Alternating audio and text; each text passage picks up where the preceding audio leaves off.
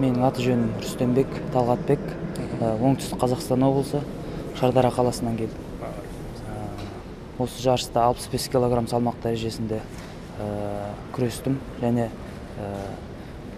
65 кг салмақ дәрежесінде жеңімпаз болдым. Бірінші орын алдым. Сол қолмен сол қайсың? Екі қолмен де күресе бересің? Екі қолмен де күресе берем.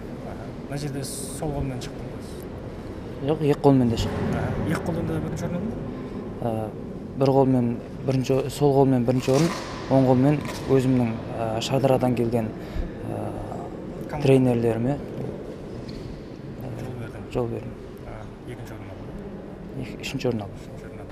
Оңтүстікте қол күрес командасы өте жақсы дамыған. Өйткені қол күресте оңтүстікте Шардара қаласында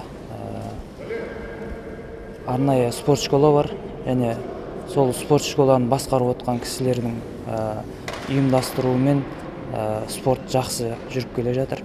Оларды айтып өтсек, Арман Қарсыбаев ағайымыз, Төреқұлов Нұржан ағайымыз, Нұрқалқып Сейфулла ағайымыз бар. Осы кісілердің арқасында көптеген нәтижелерді көрсетіп отырық. Шымкент қаласында өткен жарыста қатыстым, және ол жерде де 65 кг салмақ дәрежесінде бірінші орын алдым. Әлем чемпионатына дайындық уже басталып кетті. Осы жарыстан бірден бара сап, әлем чемпионатына дайындаламыз. Бұрын қатысып едің осы шет халықаралық жарыстарға, Азия болсын, Европа болсын?